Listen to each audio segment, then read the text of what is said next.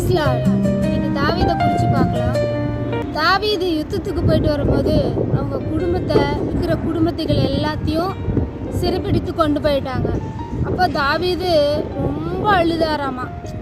ஃபஸ்ட்டே யுத்தத்துக்கு போயிட்டு ரொம்ப டயர்டாக ரொம்ப சோர்ந்து போய் வந்த தாவீதுக்கு இப்போ இங்கே வந்து பார்க்கும்போது திடீர்னு அவங்க குடும்பத்தை எல்லாம் கூட்டிகிட்டு போயிட்டாங்க, சிறைப்பிடிச்சிட்டு போயிட்டாங்கன்னு சொல்லும் போது ரொம்ப வருத்தமாக இருந்தது.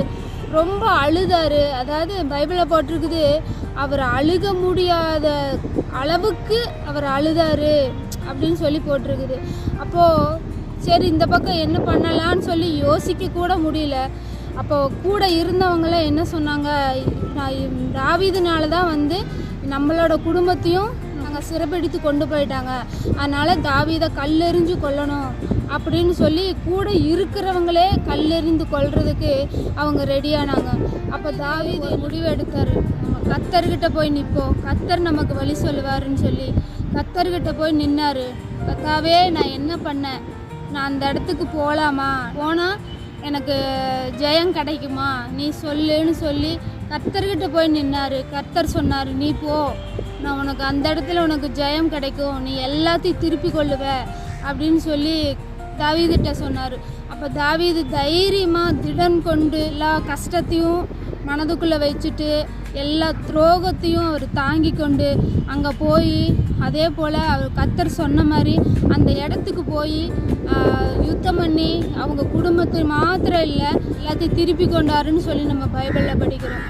அந்த போல தான் ஏதோ ஒரு பிரச்சனை, ஏதோ ஒரு சின்ன வருத்தம், சின்ன கஷ்டம், இல்லை பெரிய கஷ்டமாக இருந்தாலும் நீங்கள் யாருக்கிட்டேயும் போய் நிற்காதீங்க. அதாவது அவங்க நம்மளுக்கு ஆறுதல் சொல்லுவாங்க, இவங்க நம்மளுக்கு ஆறுதல் சொல்லுவாங்கன்னு சொல்லி எந்த மனுஷங்கிட்டையும் போய் நிற்காதீங்க. செவுத்தோரமாக திரும்புங்க. அப்பா, நான் என்ன பண்ணுறது, ஏசப்பா நான் என்ன பண்ணுறது, நான் இந்த பிரச்சனையில் இருக்கிறேன், எனக்கு இந்த பிரச்சனையிலேருந்து எனக்கு விடுதலை கொடுக்குறதுக்கு உங்களால் மட்டும்தான் முடியும். ஏன்னா இந்த பிரச்சனை என்ன ஏதுன்னு எனக்கு தெரியாது. அப்போ நீங்கள் அறியாமல் எனக்கு எந்த பிரச்சனையும் வராது. அதனால நீங்கள் எங்களுக்கு இந்த பிரச்சனையிலேருந்து ஒரு முடிவு நீங்கள் தான் எங்களுக்கு தரணும்னு சொல்லி ஏசப்பாட்ட போய் நின்னீங்கன்னா ஏசப்பா உங்களுக்கு விடுதலை தர்றதுக்கு அவர் வெயிட் பண்ணிட்டு இருக்கிறாரு. நீங்கள் யாருக்கிட்டையும் போய் நிற்காம ஏசப்பா தான் எனக்கு எல்லாமே நின்னீங்கன்னா கண்டிப்பாக ஏசப்பா உங்களுக்கு விடுதலை தரதுக்கு அவர் வல்லவராக இருக்கிறாரு. பிரச்சனையிலேயே ஓடிட்டு இருக்கிறோமே, இந்த பிரச்சனைக்கு எனக்கு ஒரு முடிவு வராதா அப்படின்னு சொல்லி நீங்கள் வெயிட் பண்ணிட்டு இருக்கலாம்.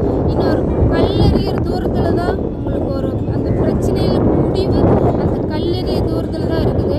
நீங்கள் தைரியமாக இனிமேல் யாருக்கிட்டையும் சொல்லாமல் நீங்கள் கதவை பூட்டி நீங்கள் அப்பாட்ட உட்காந்து நீங்கள் ஜோம் பண்ணுங்க. ஏசப்பா உங்களுக்கு விடுதலை கொடுப்பாரு. நீங்கள் நம்பிக்கையோட ஏசப்பா கிட்ட நீ ஜோம் பண்ணிங்கன்னா ஏசப்பா எல்லா பிரச்சனைகளையும் மாற்றித்தர அவர் வல்லவராக இருக்கிறாரு. தாவீது எல்லாத்தையும் திருப்பினாரோ அதே போல் நீங்களும் இந்த பிரச்சனைக்கு அப்புறம் எல்லாத்தையும் ரெட்டத்தனையாக உங்களுக்கு திருப்பி தர்றதுக்கு அவர் வல்லவராக இருக்கிறாரு. கவலைப்படாதீங்க, இது சீக்கிரம் நடக்கும். God bless you.